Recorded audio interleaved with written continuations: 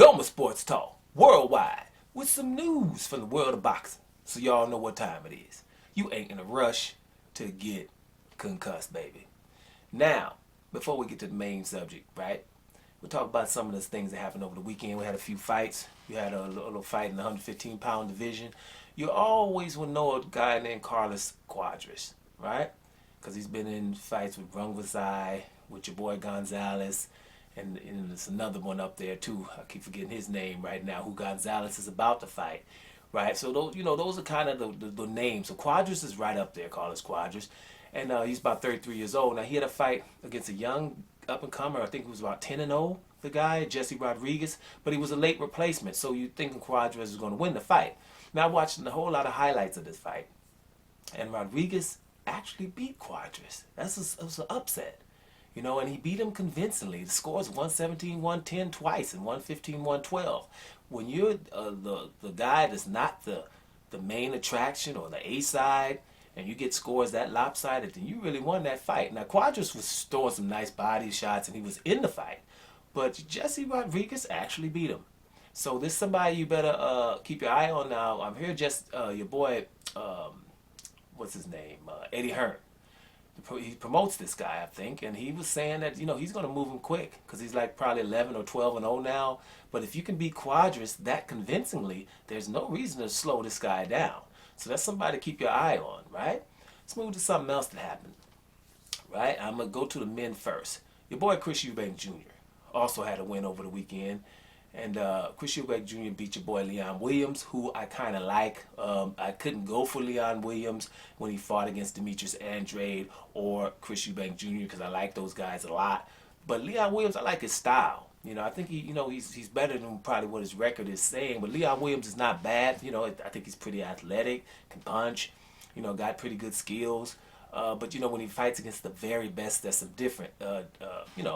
Some distance there. Now, if you would have told me before it happened who would win between Leon Smith and Leon Williams, I would have said Leon Williams from the eye test. But Leon Smith beat him twice. So so now I think Leon Williams got about 4 losses now. So, let's see where he goes. But your boy Chris Eubank Jr., you can tell he's been working with Roy Jones Jr. He kind of, got the arms way out, in the front and not, up here, but way out, and I know they do that so you can get quicker to the opponent. Now, your defense ain't going to be there, but you're quicker to the opponent, right? And I understand Roy Jones did that in a lot of fights as well, so he was showing, because Chris Eubank Jr. will come throw a whole bunch of punches and bunches and hard punches to the body and all of that. But he showed, his athleticism, and he could stay outbox a little bit. And he thoroughly outboxed Leon Williams. Now, I'd seen the commentary, and they had gave like Leon Williams, like after he was knocked down in 3 of the first 4 rounds, they gave him like 6 rounds in a row, Leon Williams, the unofficial scorecard. But now I know what happened to them. What happened was they were kind of just happy that he was competitive in 5 or 6 rounds, but competitive doesn't mean you won the rounds, and that's why Chris Eubank won by a lopsided decision, and he should have. But Leon Williams doesn't really have to hang his head. If somebody that think they good and get froggy and mess around with Leon Williams think you're gonna win, you're gonna mess around and get knocked out. Leon Williams is still a good fighter in my opinion. He just lost to some very good fighters, just like Chris Eubank. He's lost to Billy Joe Saunders and George Groves. Right, but Chris Eubank Jr. is still awesome. You remember that awesome knockout he had against Yildirim? Chris Eubank can get you. So working with Roy Jones is not going to hurt him. And let's see what Chris Eubank does going forward. Now, you hear him talking about Golovkin, but Golovkin, man, really. Golovkin already said, I don't listen to anybody calling me out anymore. Yeah, whatever, man. You're 40 years old, and you're still in the middleweight. You went up, down, in between, nothing, and ain't fought nobody hard except for Canelo, which Gennady Golovkin did beat Canelo, in my opinion, in the first fight and drawed him in the second fight. And I understand people were like, Canelo stood in front of him Mexican style, but stand in front of him Mexican style don't mean you won. Still got to count the punches. You know what I mean? That's still, no matter how it looks and who's backing up and going forward, you still got to count the punches that are being landed. Whatever. So that also happened. Now, a fight that was kind of important was Claressa Shields versus, I forget the girl's first name, Kozin. And Kozin was a southpaw who I thought, was just in too deep of water. She got dominated by Claressa Shields over the whole 10 rounds, and it wasn't nothing. Claressa Shields showed a whole lot of distance there.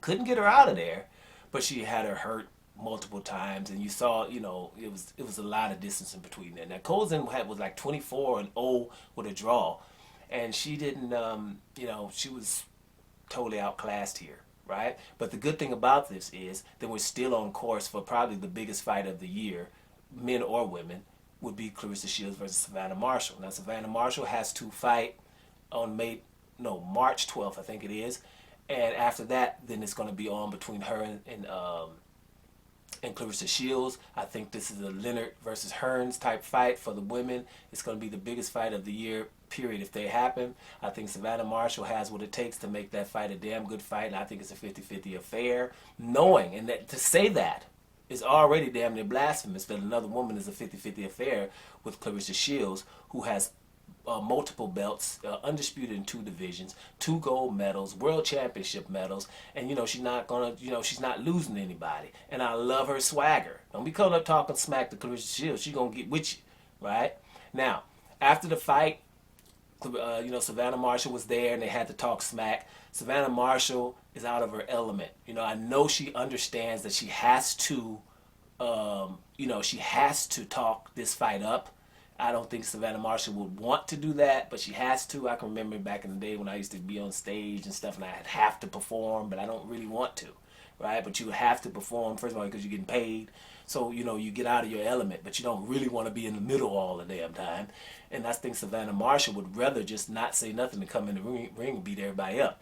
But she has to for this fight. And so she was in, and then when they just asked her, she said, well, what do you think about Claressa Shields' fight? She said, well, if she fights like that, I'm going to wipe the floor with her. And I know that sounds arrogant, but it only sounds arrogant to someone who hasn't watched Savannah Marshall fight before.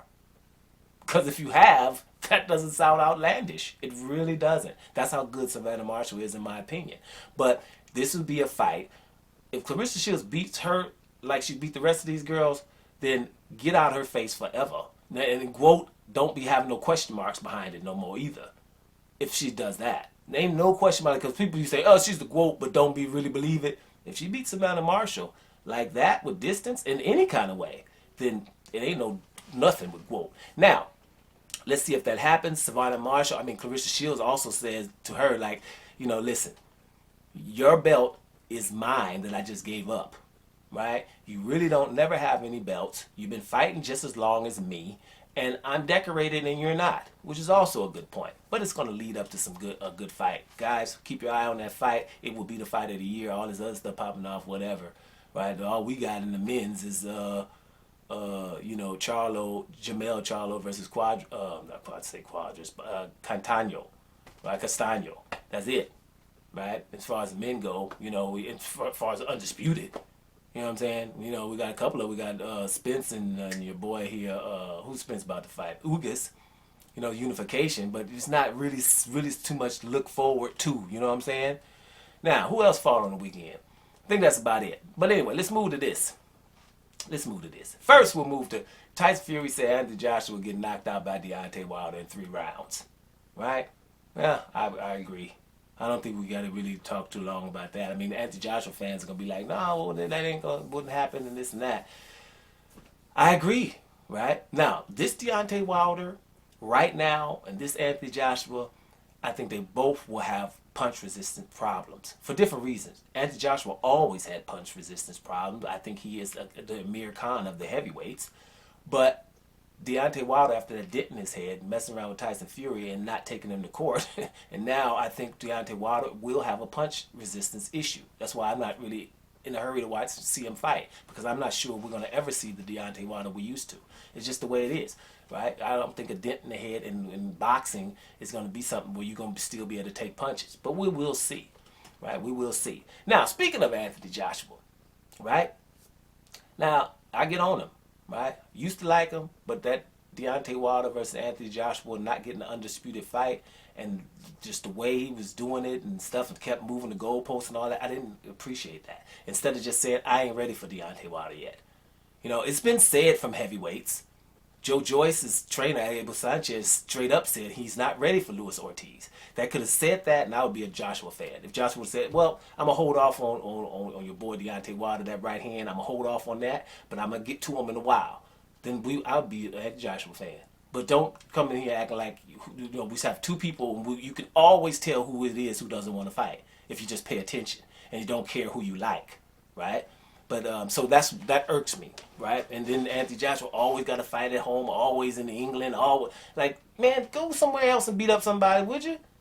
Right? But those kind of things, right? Because it's too much Canelo Alvarez and Anthony Joshua, and we can't roll with these kind of fighters because they're messing up the sport, right? All this A side, and I ain't fighting people right in your division and all kind of whatever.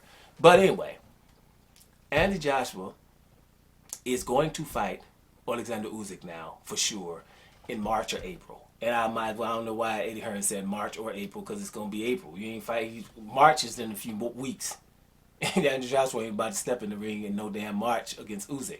Now, Usyk now might be the favorite a little bit. I just hope that people don't just go overboard. Now, Usyk is I'm probably one of the biggest fans of Usyk, right? Because I've been telling you all along, Usyk ain't never fought at home. I'm a fan of that because I know about boxing and I watch what the other fighters do. How you want to fight at home, how you're avoiding other fighters in your division and letting other fighters be just as decorated as you in your division or champion, and you don't want to fight them and all that. Canelo, right? That kind of stuff, running around. Well, Usyk is totally different, won't fight at home, and I'm going to your backyard to beat you. And that's just unprecedented in the sport. It just really is. The only one that comes close is a guy named Julius Ndungo, who did it. Because he went to Russia to beat up Troyanowski. Then he went over there to Scotland to beat up Ricky Burns. And then he tried to go to Nebraska to fight Terrence Crawford. I don't see nobody else doing that. So all hail Julius Ndungo. I'm never forgetting that man. Because Terrence Crawford wouldn't have been undisputed if someone else would have had that belt. You think they would have went to Russia and Scotland and then said, I'm going to Terrence Crawford's backyard? Who the hell would do that? Errol Spence ain't even doing that. Trust me. Right? And Errol Spence is the baddest welterweight. I don't even think a junior middleweight would do that with Crawford. Right? Let alone a 140-pounder. So all hail Julius Ndungo, lost or not. Right? So that's why I roll with Oleksandr Usyk. Because I'm going directly to wherever you are, and there's no negotiating problems. There's none of that stuff. Where are we going to fight? Think about this. He did not have to have a rematch clause against Anthony Joshua. He was the mandatory. Yeah, mandatory. So, but he's like, okay, if I have to beat Joshua twice, I'm going to do that. Right? And remember when it was almost a fight between him and Tyson Fury for Undisputed? Did you hear Usyk saying, nah, I don't want to do that. I'd rather have Joshua. No, he was like, okay, then I'll take you. I'm trying to be undisputed anyway. He's never in the way. It's the other guys. Have you noticed? It's never Joshua. I might fight you. I might not. Your boy Tyson Fury. I might fight you. I might not. Usyk is never the problem. So right now he's over there on the football pitch, getting his feet together a little bit. I heard he almost made a goal at the end. Bottom line is he got some other stuff to do. But when it comes to fighting, there's no issue with Oleksandr Usyk. But having said all of that, and having said what I said about Anthony Joshua before, don't you dare underestimate Anthony Joshua. Because whether I like him or not anymore, whether I think he's coddled and spoiled and all of that, I see a lion. I saw a lion versus Dillian White. I've seen a lion versus Klitschko. Down and stuff. And every time he gets hurt, I saw the lion against Ruiz, but the lion just, was probably old or something, But he was trying. He was telling Ruiz to come on when he gets hurt, right? So there's a lion there. Don't get it twisted when it comes to Anthony Joshua. With his size and he has skill, I've seen in that first fight with Usyk, when he touched him in round 6, right, with just something. I think it was a little jab hurt him, and then he hit him with a right hand, not an overhand right. I don't want to say an overhand right, but let's just say a right hook, right? And then Usyk was like, something? I think I'm going to bicycle this to the rest of the end of this round. Now, you mess around and get hit by a couple of those and get to stumbling. Joshua's not, so I don't think this is still, for me, even though Usyk is the baddest one out here in terms of just boxing. And, probably not when it's heavyweight, somebody can beat him because they might hit him and they're heavier, right? But anybody around his weight, this guy has proved a lot. So he you know, he's in it. It's 50-50. But I think Joshua, knowing that what he has to do, knowing how important this fight is, knowing that if he lost all of that UA side, that's it. And it's because it's a lot of people. When you step on people's toes on your way up the ladder, when you falling down the ladder, ain't nobody gonna be trying to catch you and say, "Oh, well, Joshua this and Joshua that." No, fall down to the bottom because you made me wait. You see what I'm saying? So Joshua understands that, and so this is gonna be a good fight when Joshua gets in here. Y'all better expect the best Joshua and a mean Joshua, and that a mean Joshua and the best Joshua is gonna give Usyk some problems because he's bigger than Usyk, right? So that's why it's gonna be a good damn fight. I won't pick the winner until we get closer because there's some intangibles that come through. So anyway, that's the weekend of boxing. Y'all see what Joshua and them gonna do when you said Tyson Fury think that Deontay Wilder knocked Joshua out. I agree. But having said that, have a nice evening. Doma Sports Talk worldwide, and I'm up out of here, y'all.